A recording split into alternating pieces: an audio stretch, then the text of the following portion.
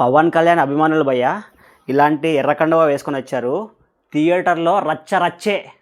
థియేటర్కి పోయినప్పటి నుంచి 1000 టైమ్స్ బాబులకే బాబు కళ్యాణ్ బాబు, బాబులకే బాబు కళ్యాణ్ బాబు, ఇది 1000 టైమ్స్ విన్నానండి.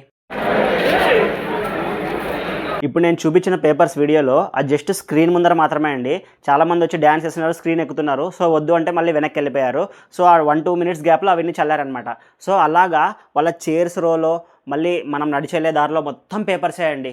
మొత్తం ఆ స్లోగనే అనమాట, బాబులకే బాబు కళ్యాణ్ బాబు. నేను కూడా పవన్ కళ్యాణ్ గారి ఫ్యాన్ అండి. సో అందుకే ఆయన మీద రెస్పెక్ట్తో ఈ కండువా వేసుకొని, ఈ ఎర్రటవాలు వేసుకొని నేను చెప్తున్నాను. సో కానీ ఈ రివ్యూ మాత్రం ఇది నా వృత్తి ధర్మం కాబట్టి సో నేను రివ్యూ మాత్రం జెన్యూన్గా ఇస్తానండి. సో పవన్ కళ్యాణ్ గారి ఫ్యాన్లా అయితే నేను లాస్ట్లో చెప్తాను నేను ఎంత రేటింగ్ ఇస్తాను, పవన్ కళ్యాణ్ ఫ్యాన్స్ చూడొచ్చా చూడకూడదా అనేది నేను లాస్ట్లో చెప్తాను. ఇంకా రివ్యూలోకి వెళ్దామండి. Welcome guys, welcome to my YouTube channel something with Shashi. So ఇంకా సబ్స్క్రైబ్ చేసుకోకపోయింటే సబ్స్క్రైబ్ చేసుకోండి, లైక్ చేయండి, కామెంట్ చేయండి, షేర్ చేయండి. ఎందుకంటే ప్రతి సినిమా ఇప్పటి నుంచి ఫస్ట్ రోజే మనకు రివ్యూ వచ్చేస్తుంది. ఇంకా దాంతోపాటు యాక్టింగ్ వీడియోసు, రోల్ ప్లేసు, మరి మూవీ టెక్నాలజీ, ఇవన్నీ వీడియోస్ నేను చేస్తున్నానండి. సో చాలా ఇంట్రెస్టింగ్గా ఉంటుంది. సో సబ్స్క్రైబ్ చేసుకోకపోయింటే చేసుకోండి, మీ ఫ్రెండ్స్తో కూడా చేయించండి. భీమ్లా నాయక్ తర్వాత 3 ఇయర్స్కి వస్తుంది భయ్య. మనోడు ఎపిసోడ్ అని అనుకుంటున్నాను. చూద్దాం ఏమవుతుందో. Wait for the review. First of all ఈ సినిమాకి పెద్ద plus point power star Pawan Kalyan గారండి. ఎందుకంటే వాళ్ళు రాజకీయాల్లో విజయం సాధించారు. ప్లస్ 2022 భీమ్లా నాయక్ తర్వాత ఇంతవరకు ఏ మూవీ రిలీజ్ కాలేదు. సో ఫ్యాన్స్ మాత్రం పిచ్చగా క్రేజీగా ఉన్నారనమాట సినిమా కోసము. ఈ మూమెంట్లో సినిమా రావడం కలెక్షన్ల పరంగా చాలా మంచిగా కలెక్ట్ చేస్తుంది. ఇంకొకటి ఏమంటే ఆయన టైమింగ్ కానీ, ఆయన యాక్టింగ్ కానీ, ఆయన కామెడీ సెన్స్ కానీ. సో ఇంకొకటి ఏమంటే ఫైట్స్ చాలా బాగా చేశాడు. ఆ స్వాట్స్ తిప్పడము, 2 హ్యాండ్స్తో స్వాట్స్ తిప్పడము, మరి ఆ బల్లెం తిప్పడము, అవన్నీ కూడా చాలా బాగా చేశారండి. So power star Pawan Kalyan గారు ఏ మాత్రం మారలేదు. ఆయన సినిమాలకి 3 సంవత్సరాలు కాదు 30 సంవత్సరాల దూరం ఉన్నా కూడా ఆయనలో ఆ గ్రేస్ తగ్గదు. సో ఆయన బిగ్ ప్లస్ పాయింట్ సినిమాకి.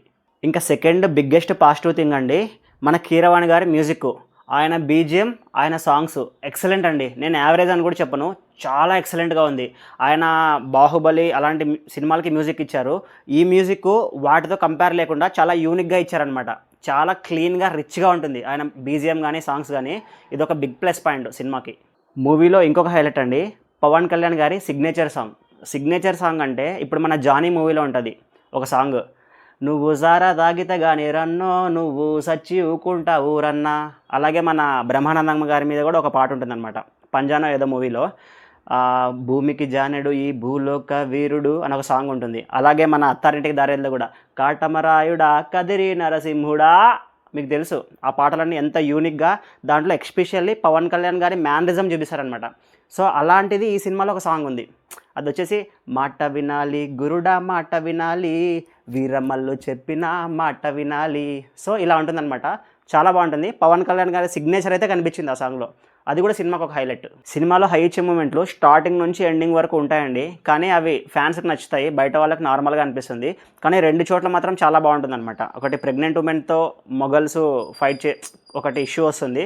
సో అక్కడ బాగుంటుంది అనమాట హై ఇచ్చే మూమెంటు.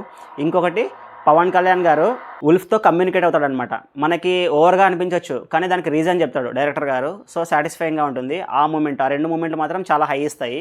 హీరోయిన్ యాక్టింగు, ఆమె గ్లామరు, ఒక చిన్న ట్విస్ట్ ఉంటుంది ఫస్ట్ హాఫ్లో హీరోయిన్ నుంచి, అది కూడా బాగుంటుంది. సో ఇవి అండి ఓవరాల్గా ఇవి పాజిటివ్స్ సినిమా గురించి.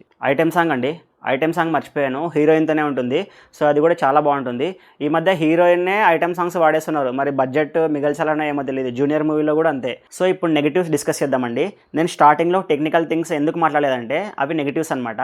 ఫస్ట్ ఆఫ్ ఆల్ మనకి గ్రాఫిక్స్ అండి, వెనకాల స్క్రీన్ పెట్టినట్టు నీట్గా కనిపిస్తుంది. పవన్ కళ్యాణ్ యాక్టర్స్ అంతా ఇట్లా రోడ్ మీద రాళ్ళ మీద వెళ్తుంటారు, దాని పక్కనే స్క్రీన్ ఉంటుందన్నమాట. సో వాటర్ పడుతుంటాయి, ఆ వాటర్ కూడా డిజిటైజ్డ్ వాటర్ అనమాట, డిజిటల్గా పడుతున్నట్టు చూపిస్తారు వాటర్.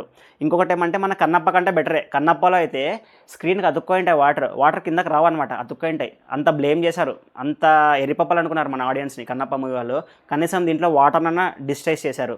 ఇంకొకటి ఏమంటే సినిమాటోగ్రఫీ అండి, ఆ స్క్రీన్ కనిపించకూడదు అనేసి కెమెరా మూవ్స్ ఫాస్ట్గా ఉంటాయన్నమాట, అక్కడ స్లోగా తీయరు. దానివల్ల కొంచెము యూజర్ ఎక్స్పీరియన్స్ కొంచెం మనకు దెబ్బతిన్నట్టు అనిపిస్తుంది. So cinematography. ఇంకొకటి ఏమంటే ఫేస్కి కొంచెం ఒక సైడ్ లైటింగ్ తక్కువ ఉంటుంది, కొన్ని సీన్స్లో లైటింగ్ సరిగా ఉండదు. సో అది కూడా టెక్నికల్గా చాలా ఫెయిల్ అయ్యారండి.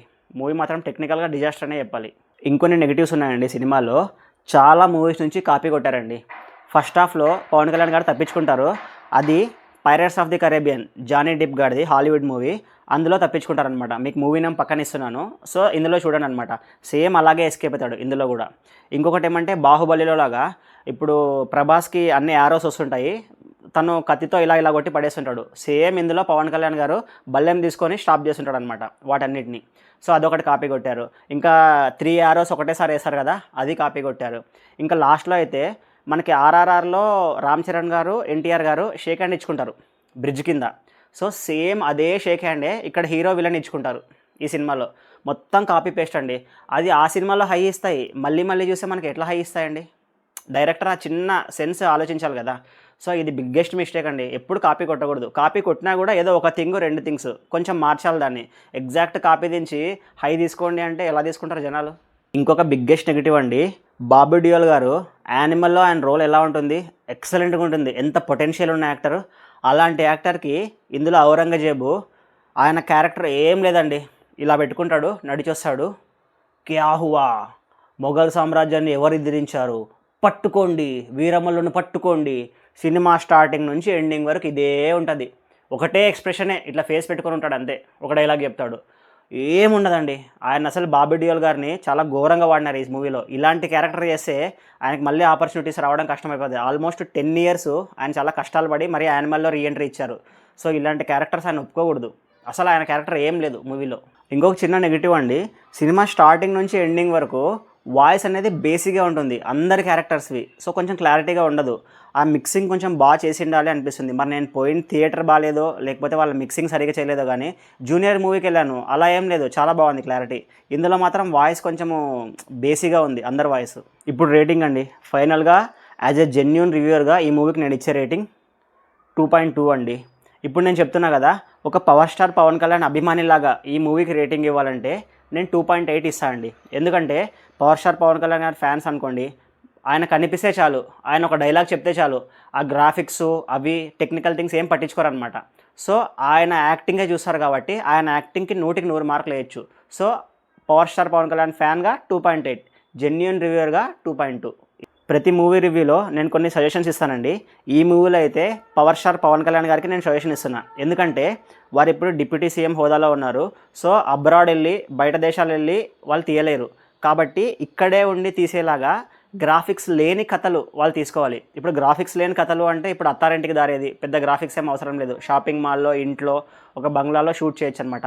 సో అలాంటి కథలు తీసుకుంటే వాళ్ళకి చాలా బాగుంటుంది. అనవసరంగా గ్రాఫిక్స్ ఉన్న కథలు తీసుకొని అందులో గ్రాఫిక్స్ బాగాలేక సినిమా కొంచెం మంచి నేమ్ రాకపోతే అది బాగుండదు. ఇది నా పర్సనల్ సజెషన్ అండి పవన్ కళ్యాణ్ గారికి. సో మీరేమంటారు? మీకు ఎలా అనిపించింది రివ్యూ? మీకు నచ్చితే కంపల్సరీగా కామెంట్లో తెలియజేయండి. మీరు మూవీ చూసింటే మీరెంత రేటింగ్ ఇస్తారో కూడా తెలియజేయండి. ఎప్పుడు ఒక డైలాగ్ చెప్తా కదండి, ఈ మూవీలో కూడా ఒక డైలాగ్ బాగుంది. సో ఇప్పుడు చెప్తాను. మొఘల్స్ కాలంలో వాళ్ళని ఇలా తల ఎత్తి చూడకూడదు అనమాట, తల దించుకునే ఉండాలి. సో పవన్ కళ్యాణ్ గారు ఒక డైలాగ్ చెప్తారు, ఎత్తనివ్వండి మా ప్రజలను తల ఎత్తనివ్వండి, పాలించే ప్రభువుకి పాదాలే కాదు బుర్ర కూడా ఉండాలని తెలియాలి కదా. సో ఎలా ఉందండి డైలాగు? కొంచెం ఫన్నీగా ఉన్నా కానీ మన పవన్ కళ్యాణ్ గారు మాత్రం మంచి ఎక్స్ప్రెషన్తో చెప్తారనమాట. సో బాగుంటుంది. ఇంకా సబ్స్క్రైబ్ చేయకపోతే చేయండి. వినాలి, వీరమల్లు చెప్తే వినాలి. Signing off.